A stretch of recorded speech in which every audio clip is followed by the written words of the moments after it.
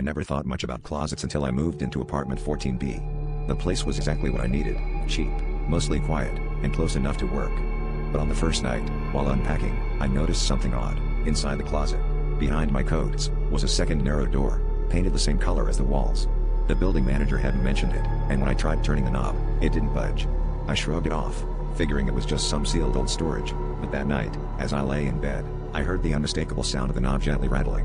I told myself it was just the building settling, but deep down, I couldn't shake the feeling that something was waiting right behind the door.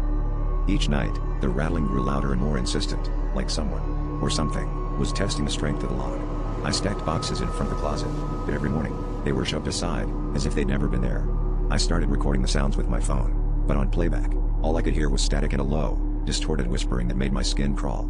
I asked my neighbor about it, but she just stared at me, wide-eyed, and mumbled, "You got the closet with the door." Oh. I thought they sealed it shut after last time. Sleep became impossible.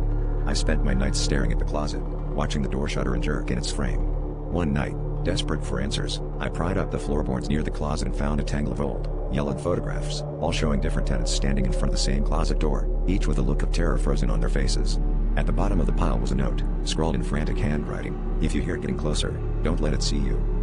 Last night, the rattling stopped. There was just silence, thick and suffocating, until I heard a slow creak. The second door had finally swung open. I couldn't move. Something stepped into the closet, its footsteps impossibly quiet, pausing just behind the thin wooden door separating us. This morning, I found a new photograph on my pillow. Me, asleep, the closet door wide open, and a pale hand reaching out toward my face. I don't think I'll be alone in this apartment tonight.